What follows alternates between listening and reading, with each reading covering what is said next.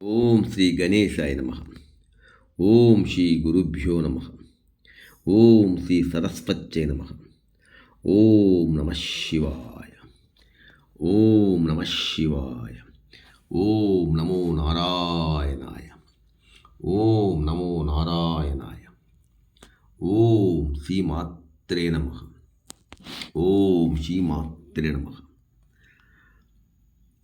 వివాహం, పెళ్ళి అని కూడా అంటాం. చాలామంది జాతకములో కొన్ని గ్రహ దోషాల వల్ల, జాతకాలలో గ్రహాలు అనుకోని స్థితిలో లేకపోవడం చేత వివాహం ఆలస్యం కావడం, అటు మగపిల్లవాడికైనా అటు ఆడపిల్లవాళ్ళకైనా సరే వివాహము త్వరగా కాకపోవడం వల్ల తల్లిదండ్రుల యొక్క బాధ చెప్పనలవి కానిది. ఎంతో ఆందోళనతో బాధపడుతుంటారు. ఒక్కసారి మనం గమనించినట్లయితే ఈ 5 పనులు మీరు చేసినట్లయితే ఖచ్చితముగా ఒక 40 రోజుల్లో మీ అమ్మాయికి కానీ మీ అబ్బాయికి కానీ వివాహము అవుతుందని పురాణ పెద్దలు చెప్పి ఉన్నారు.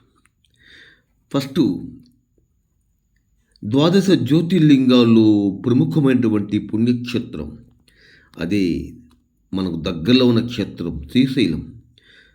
కర్నూలు జిల్లాలో కొలువైనటువంటి ఈ శ్రీశైలంలో మొదటిసారిగా మీరు ఆ మహాగణపతి, ఆ సాక్షి గణపతికి నమస్కారం చేసుకొని మీ మనసులో ఉండే కోరిక స్వామికి విన్నవించుకొని అక్కడ ఉదయాన్నే సాక్షి గణపతి హోమం చేస్తారు.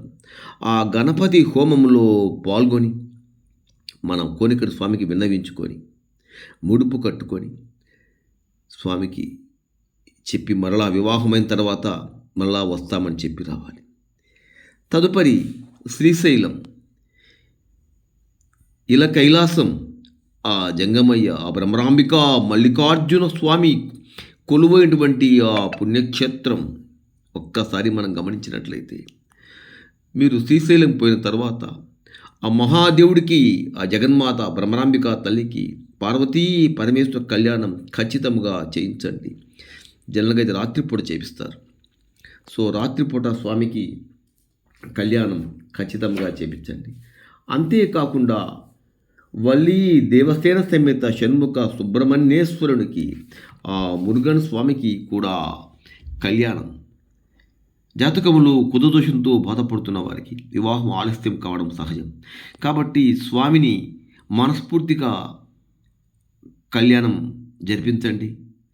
సో ఫస్ట్ గణపతి హోమం, 2 శివపార్వతుల కళ్యాణం, 3 మురుగన్ స్వామికి కళ్యాణం, మరియు మురుగన్ స్వామికి ప్రతి మంగళవారం కూడా పాలాభిషేకం చేయించండి.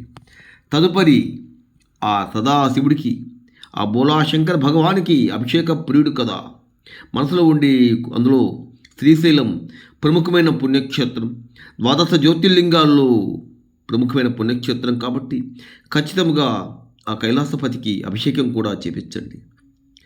ఇక మీకు తిరుగుండదు. ఇక తదుపరి మనకు చిత్తూరు జిల్లా పుత్తూరు సమీపంలో నాగులావనం, అక్కడ కొలువై ఉన్నటువంటి కళ్యాణ వెంకటేశ్వర స్వామి పద్మావతి వాళ్ళకి ఖచ్చితంగా ఆ స్వామిని దర్శనం చేసుకోండి. అక్కడ మీ మనసులో ఉండే కోరిక స్వామికి చెప్పండి. ఖచ్చితంగా వీలుంటే అక్కడ కళ్యాణం కూడా చేపించండి. మనసులో ఉండే కోరిక బలపడుతుంది. ఇక తర్వాత ఆదిభిక్షువు, ఆ జడల శంకరుడు కొలువైనటువంటి శ్రీ కాళహస్తి క్షేత్రంలో స్వామికి అక్కడ రాహుకేతు పూజ చేస్తారు. ఆ పూజ చేపించండి. అక్కడ మధ్యాహ్నం సమయంలో 11 నుంచి 12 సమయంలో రుద్రహోమం మరియు చండీ హోమం చేపిస్తారు. చండీ హోమం చాలా ప్రశస్యమైంది. ఆ హోమంలో కూడా పాల్గొని హోమం చేపించండి. ఖచ్చితంగా ఈ 5 పనులు చేసినట్లయితే మనసులో ఉండే కోరిక 200 పాలు బలపడుతుందని మేము బలంగా విశ్వసిస్తున్నాం. కాబట్టి మీరు కూడా ఈ 5 పనులు చేయండి. అమ్మాయికైనా అబ్బాయికైనా ఖచ్చితంగా వివాహం అవుతుందని మా ప్రగాఢ విశ్వాసం. మా పెద్దవాళ్ళు చెప్పి ఉన్నారు, అది మీకు షేర్ చేస్తున్నాం. ఓం నమ శివాయ. ఓం నమో నారాయణాయ.